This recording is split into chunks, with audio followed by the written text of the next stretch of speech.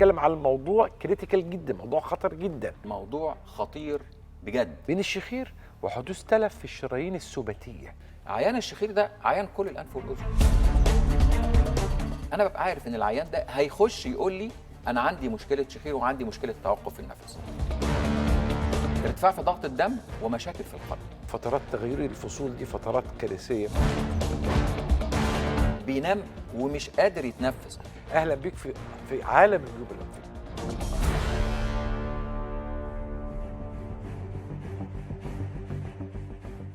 الدكتور هشام إبراهيم، دكتوراه واستشاري الأنف والأذن والحنجرة، دكتوراه واستشاري العلاج بالليزر جامعة القاهرة، زمالة الجمعية العالمية للشخير وأمراض النوم، زمالة الجمعية الأوروبية للشخير وأمراض النوم، أستاذ زائر بمستشفى رويال كير العالمي بالخرطوم.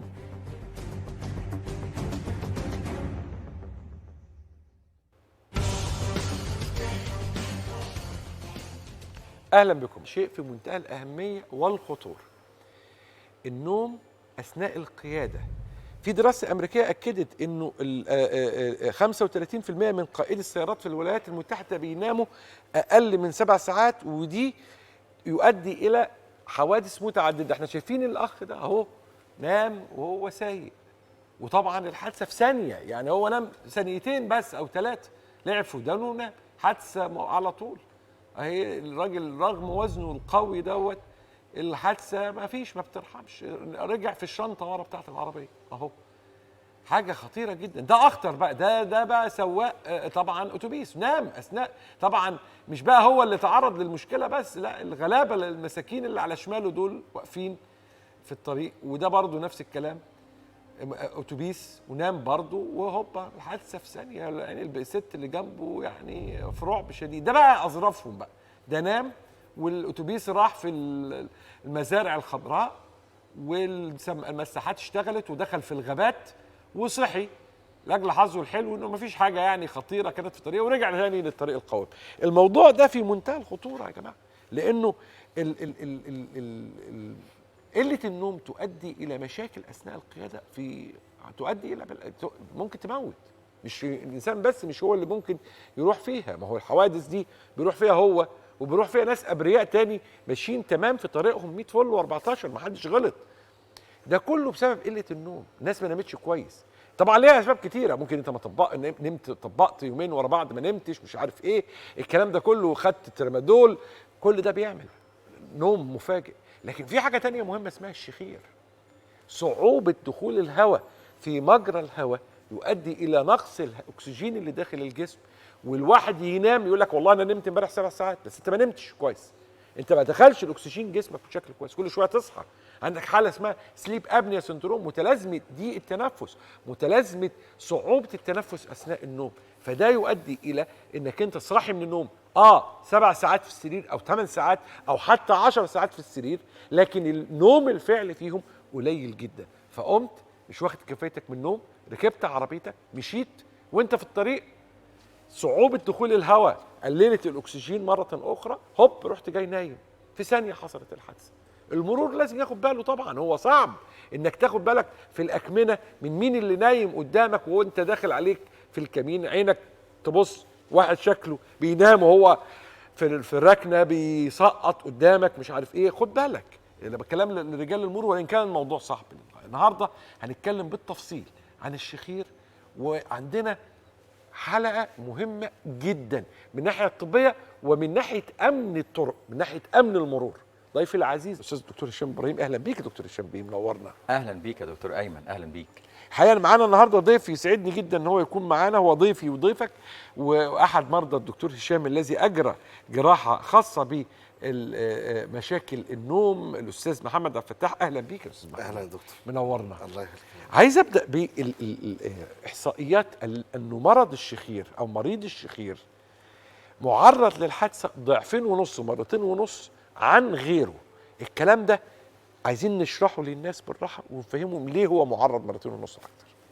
اولا اشكر حضرتك جدا للمقدمه الهائله، المقدمه الشامله طبيا واجتماعيا وامنيا ومروريا وكل شيء.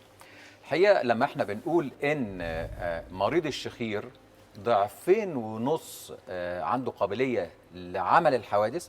ده معناه ان احنا لو عندنا 500 فرد مثلا بيعملوا حوادث، اكتشفوا علميا وبالستاتستكس بالاحصائيات ان 400 منهم الحادثه اللي حصلت دي بسبب موضوع قله النوم، بسبب موضوع الشخير.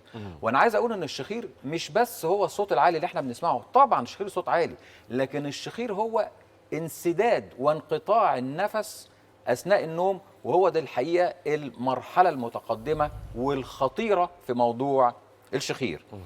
عشان كده اللي ما بينامش بالليل كويس غصب عنه طبعا كميه الاكسجين بتاعته بتبقى قليله، ولكن غصب عنه كمان ساعات النوم الفعليه. اذا نام 8 ساعات مثلا، فاكشولي فعليا هو بينام 3 4 ساعات. طب اما يصحى الصبح تاني يوم لازم غصب عنه هيعوض ال4 ساعات اللي ما نامهمش. هيعوضهم بايه؟ ب4 ساعات تاني؟ ابدا، هيعوضهم ب8 ساعات تاني عشان يقدر ياخد ال4 ساعات. فتخيل حضرتك ونام بالليل 8 ساعات، يصحى تاني يوم عايز ينام 8 ساعات، هينامهم ازاي؟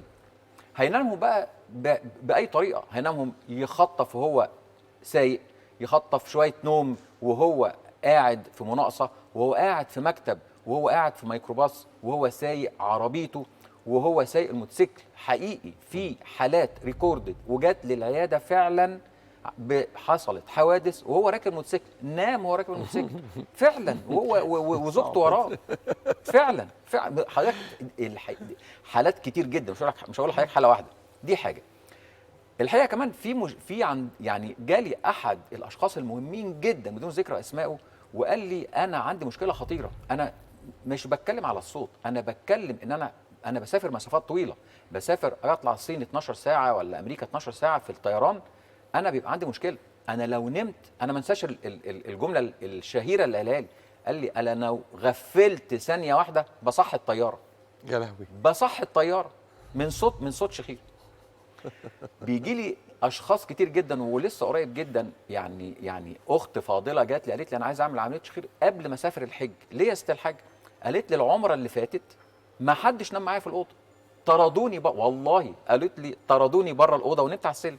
ليه؟ قالت لي ما حدش قادر ينام، وانتوا عارفين طبعا الزحام في العمره. قالت لي فانا لا يمكن اسافر الحج الا اما اعمل عمليه الشخير. وغيرها الحقيقه حالات كتير جدا. موضوع الشخير اللي ما بيقدرش يروح يسافر وينام في مصيف عشان موضوع الشخير، اللي ما بيقدرش ينام في العمل بتاعه في الفترات النوم في الاماكن النوم، يعني عشان الموظفين واصحابه بيخرجوه بره. ويعني مش هقول لحضرتك امثله كثيره جدا. استاذ محمد قول لي هل نمت قبل كده وانت سايق؟ السنة اللي فاتت بس مؤخرا رايح اسكندرية، وتعرف حضرتك لما تبقى انت خلاص عندك خبرة قبل كده ان انت بتنام وانت سايق، فجهزت نفسي ان انا مش هنام. نمت كويس، خدت كفايتي من النوم، او اتهيألي ان انا خدت كفايتي من النوم، ومشيت خدت طريقي ونزلت في الريست وخدت قهوه، ويعني عارف كل حاجه. ومجرد ما تاني ركبت عربيتي تقريبا مش فاكر بقى المده ايه او الزمن ايه، ولقيت نفسي برضه لابس في نفس السور الحاجز اللي هو على الشمال ما ده. هو شمال او يمين. ايه اللي بيحصل في الحالات المرضيه اللي فيها نقص اكسجين داخل الجسم زي الحاله دي اللي هي بتعبر عنها عن نفسها اكلينيكيا بالشخير؟ نفهم الناس بقى.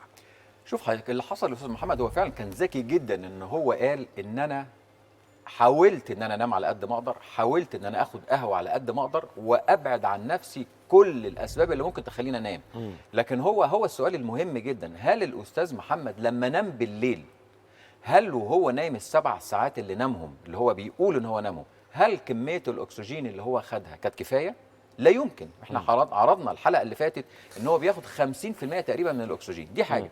الحاجه الثانيه، الجسم علميا وعالميا ان انت عشان حضرتك تبتدي تقوم تاني يوم فايق ودماغك موزونه زي ما بنقول، لازم تنام 8 ساعات. الكل خليه في جسمك ترتاح لمده 8 ساعات. هو السؤال، هل هو ال8 ساعات اللي نامهم هم ال8 ساعات فعلا؟ لا، هو نام 4. فهو لازم يعوض ال4 ساعات دول. ال4 ساعات دول هيعوضهم ازاي تاني يوم؟ هيعوضهم باي لحظه ممكن ان هو يقل الاكسجين بتاعه فيه وهو مسترخي وقاعد سايق، بيبتدي يقل الاكسجين شويه بشويه، يبتدي يفتح بقه، يبتدي يحصل شخير بسيط، يبتدي يخش في نوبه نوم غصب عنه. وانس ان ساعه كميه الاكسجين بتوصل للمخ قليله، بيبتدي يفقد تركيزه، بيبتدي يخش في ثواني من النوم. الثواني دي هي الكفيله بعمل كل المشاكل اللي احنا بنشوفها من الحوادث، ومن النوم اثناء المناقصات، ومن النوم اثناء ركوب الاتوبيس، ومن النوم اثناء ركوب الطياره وانت مش عايز تنام. فهو ده فعلا هو غصب عنه. والنوم في المحاضرات، في طلبه بتنام في المحاضرات كتير غصب عنها. غصب عنها طبعا طبعا. ده غير غير اللي سهران طول الليل على اي حاجه في فيسبوك ولا بتاع، وراح المحاضره بتاعته بينام. لكن لا، ده واحد نايم بالليل وينام تاني. هي دي النقطه. ان انا ببقى نايم بالليل ال7 ساعات بتوعي، وارجع تاني يوم او تاني يوم الصبح همدان يصحى الصبح يقول انا ما نمتش، انا ما خدتش كفايتي من النوم. وهو ده بيبقى السبب الحقيقي في ان هو بيغفل طول النهار. وهي ده السبب الحقيقي. استاذ محمد اتطرد من شغله مرتين. اتفصل مرتين. تخيل حضرتك ان انا وانا قاعد في وسط الاستاف بتاعي بنام، ومش بنام بس، بنام وبصوت. فبقت عمليه محرجه جدا. وفعلا يعني سبت شغلي مرتين. يعني الناس طبعا وهم المشكورين يعني اللي سووني، ان انا كنت بنام في وسط الناس اللي انا المفروض ان انا رئيسهم وبحفزهم على العمل. العلاج عمليه، عمل عمليه. ده استاذ محمد طبعا عملنا له عمليه. طبعا. الحقيقه يا استاذ محمد كان حاله مركبه. حاله عندها مشكله في الحلق، طبعا بعد ما عملنا له الفحوصات الكامله كان عنده مشكله في الانف، كان عنده حاجز انفي. كان الكلام ده كله مؤثر على السمع بتاعه، عامل له مشكله في ودنه جامده جدا. كان عنده الضغط في ودنه قليل جدا، والميه اللي في ودنه تحولت تقريبا الى غيره. وكانت الاذن الوسطى عشان نركب فيها الانبوبه المستديمه، يعني مش عايز اقول لحضرتك 2 مللي هم اللي لقيتهم. ده حظه الحقيقه، ده فضل من ربنا. لقيت 2 مللي هم اللي قدرت احطه فيهم الانبوبه. عمليته الحقيقه كانت من العمليات اللي ربنا وفقنا فيها اولا واخيرا. انا مش احبش اتكلم على العمليات، ما احبش اتكلم عن النتائج، لان دايما انا بقول ان نتيجه العمليه عمر ما الدكتور يقول نتيجه عمليتي، لكن انا دايما اقول عايز تسمع نتيجه العمليه تسمعها من المريض مش من الطبيب. الجديد ايه بقى دلوقتي؟ الجديد في العمليات ان المريض نفسه هو الجديد. والتكنولوجيا اللي بنشتغل بيها هي الجديده. التكنولوجيا دي هي عباره عن الاجهزه الجديده اللي بنستخدمها. جهاز الكوبليشن ده احدث جهاز في العالم بنستخدمه النهارده في عمليات الانف وعمليات الحلق وعمليات اللوز وعمليات الكلام ده كله. دي حاجه. والجديد الحقيقه عند العيان، ان العيان النهارده هو اللي بيحددني اعمل عمليه ايه. هو اللي بيحددني اعمل عمليه ايه. معنى مثلا ناس كتير جدا تيجي تقول لي يا دكتور هشام انت عمليه الشخير هتعملها لي، هتشيل اللوز، هو ده الشخير؟ لا طبعا. النهارده انا لما ببقى العيان اون تيبل تحت ايدي، انا بقدر احدد مثلا عايزين نوسع الحلق زي ما عملنا مع الاستاذ محمد. انا قلت له عملنا توسيع الحلق، لكن هل اقدر اشرح له انا عملت ايه؟ في منتهى الصعوبه، لان ده ما يبانش لساعه العمليه. يعني مثلا انا هوسع انهي عضله اللي هبتدي اشدها، انهي جزء في الحلق المرتخي اللي انا شايفه قدام عينيا وهو نايم وريلاكسد، هبتدي اشده وابتدي اوسع الحلق بتاعه. هيتوسع على قد ايه؟ هيتوسع لدرجه ايه؟ كل ده الحقيقه عشان كده عمليات الشخير عمليات مركبه، مش عمليه ما اقدرش اقول انا عملت كذا وهو ده العمليه ابدا. في عمليه الشخير الحقيقه، وهي دي صعوبه وخبره الشغل في موضوع الشخير. الحمد لله بعد العمليه في تحسن.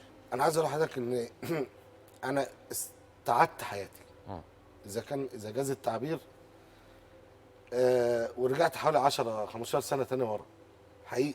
حاسس باكسجين، حاسس بحيويه جميله جدا. عايز اقول لحضرتك يعني اذا كان يجوز يعني التحدث في هذا الموضوع، ان حتى علاقتي الزوجيه اتغيرت، اتحسنت جدا. في ايفورت، في باور، اكسجين. مش حاسس بالمجهود اللي كنت ببذله. الحمد لله. انا عايز اقول لحضرتك فعلا انا حياتي اتغيرت. انت نورتنا. الله يكرمك يا دكتور. نورتنا يا دكتور هشام. الله يكرمك. يبقى لقاء مهم جدا مع ضيفي العزيز الاستاذ دكتور هشام ابراهيم في واحده من ادق واهم حالاتنا على الاطلاق، الشخير اثناء النوم الذي قد يؤثر على حياه الناس. خلي بالكم من صحتكم وخلي بالكم من سواقتكم، اوعى تسوق وانت هتنام.